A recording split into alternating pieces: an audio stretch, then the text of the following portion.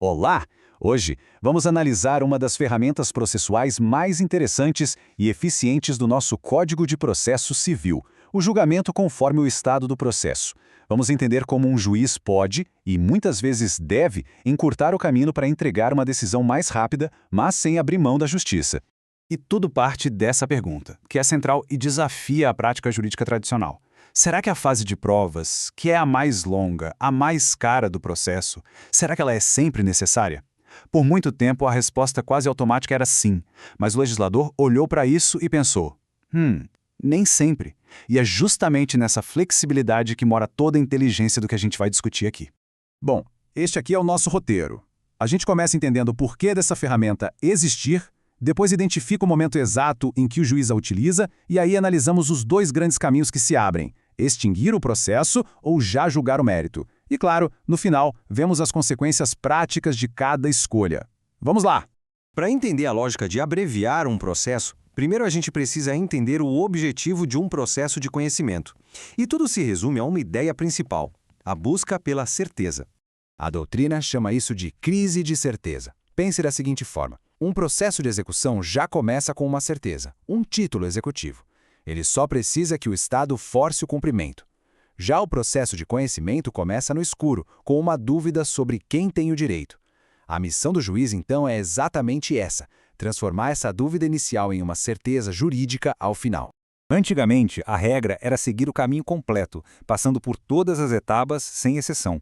Mas com o tempo, ficou claro que isso era um apego exagerado à forma, um desperdício de tempo e de dinheiro.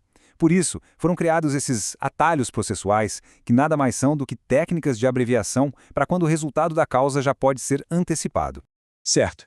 Mas em que ponto exatamente do processo o juiz para e toma essa decisão? Existe um momento bem específico para isso, um verdadeiro ponto de inflexão na marcha processual. Vamos ver qual é? Observem bem essa linha do tempo. Temos a primeira fase, a postulatória, com a petição inicial e a contestação. Depois, as providências preliminares, onde o juiz arruma a casa. E aí chegamos a este ponto crítico. É exatamente aqui, antes de mergulhar na fase de instrução, que é a mais demorada, que o juiz faz uma pausa e se pergunta: eu já tenho o suficiente para decidir isso aqui? E nessa verdadeira encruzilhada, como o slide mostra, dois caminhos principais se apresentam.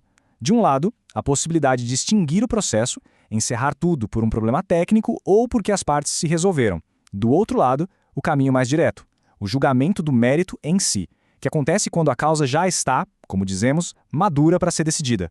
Vamos analisar com calma o primeiro caminho, a extinção do processo. É quando a jornada processual termina antes do que se esperava. E aqui, a distinção é fundamental. De um lado, temos a extinção sem resolução de mérito, que acontece por um vício processual. Pense nisso como um cartão amarelo. O jogo para, o problema é apontado, mas a ação pode ser proposta de novo se o erro for corrigido. Já a extinção com resolução de mérito, como no reconhecimento da prescrição, é um cartão vermelho. O jogo acaba ali e aquela discussão não pode mais ser trazida ao judiciário. Veja bem, o ponto central aqui é que, tanto num caso quanto no outro, o juiz não chega a analisar a briga principal, os fatos que deram origem à ação. Se o direito de processar já prescreveu, por exemplo, não faz o menor sentido gastar tempo e dinheiro para provar se o fato aconteceu ou não. A fase de prova se torna completamente inútil. E vale lembrar, a extinção não precisa ser total. Num processo com vários pedidos ou vários réus, o juiz pode extinguir só uma parte dele. Por exemplo, ele pode reconhecer a ilegitimidade de um dos réus e excluí-lo, mas o processo continua para os outros. Nesse caso, como a decisão não põe fim ao processo inteiro, ela não é uma sentença, e sim uma decisão interlocutória. Agora vamos para o segundo caminho, que é talvez a parte mais inovadora de tudo isso. É quando o juiz olha para o processo e conclui que ele já está pronto para uma decisão de mérito, sem precisar de mais nenhuma prova. O artigo 355 nos dá as duas hipóteses clássicas para isso.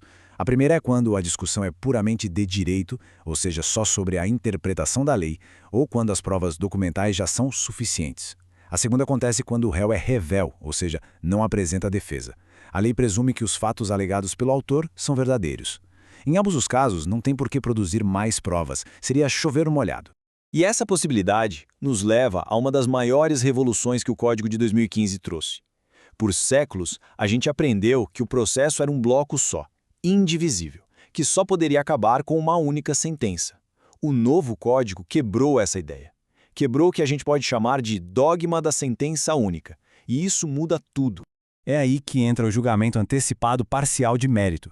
O juiz agora pode literalmente fatiar a decisão. Se um dos pedidos feitos pelo autor não foi contestado pelo réu, ele é incontroverso. Por que esperar até o fim para decidir sobre ele? Ou, se um pedido já está aprovado por documentos, mas outro depende de uma perícia, o juiz pode decidir o primeiro agora e mandar o processo seguir só para o segundo. E a vantagem prática disso é gigantesca, como se pode imaginar. A parte que já teve um direito seu reconhecido nessa fatia do processo já pode começar a execução daquela parte. Não precisa mais esperar anos até a resolução de todos os outros pontos. É a efetividade do processo na sua forma mais pura. Ok, o juiz foi lá e deu uma dessas decisões. E agora? Quais os próximos passos? Como se recorre? Já dá para executar? É aqui que a teoria encontra a prática e onde muitos se confundem, então vamos prestar bastante atenção. Essa tabela é possivelmente a informação mais crucial para a advocacia no dia a dia. A regra é simples, mas o erro aqui pode ser fatal. Se o julgamento foi total, ou seja, encerrou o processo, a natureza dessa decisão é de sentença. O recurso cabível, apelação. Agora, se o julgamento foi parcial, o processo continua. Então a decisão é interlocutória e o recurso é o outro, agravo de instrumento. Errar o recurso aqui significa não ter o direito reexaminado. E a execução dessa decisão parcial também tem duas velocidades. Se a parte contrária não recorre da decisão, ótimo, aquela parte transita em julgado e a execução é definitiva, para valer. Agora, se a parte recorre com um gravo de instrumento, a execução ainda assim pode começar, mas ela vai ser provisória, correndo por conta e risco de quem a promoveu.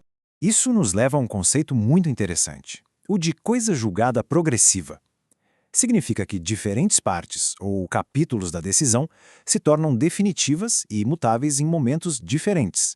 O processo vai se consolidando aos poucos, por etapas. Essa ideia, é claro, gerou uma grande dúvida. E o prazo de 2 anos para ação rescisória? Ele começaria a contar a cada capítulo que se tornasse definitivo? O Superior Tribunal de Justiça, o STJ, teve que resolver isso e pacificou o entendimento de que não. O prazo de 2 anos só começa a contar uma única vez a partir do trânsito em julgado da última decisão proferida no processo. Então, para resumir nossa conversa, o que a gente leva daqui? Primeiro, que o sistema processual moderno busca, acima de tudo, a eficiência. Segundo, que o juiz atua cada vez mais como um gestor, avaliando a maturidade da causa a todo momento. Terceiro, que a distinção entre julgamento total e parcial é absolutamente crucial para o manejo do recurso correto. E por fim, o mais importante, fatiar o mérito é uma das ferramentas mais poderosas para entregar justiça de forma mais rápida e efetiva. E tudo isso nos deixa como uma reflexão final. Ao usar essas ferramentas de abreviação, o juiz caminha sobre uma corda bamba. De um lado, a necessidade de ser eficiente e rápido. Do outro, a garantia sagrada da ampla defesa. A pergunta que fica no ar é: onde exatamente está o ponto de equilíbrio? Esse talvez seja o grande desafio da magistratura hoje. Agradeço a companhia nesta análise.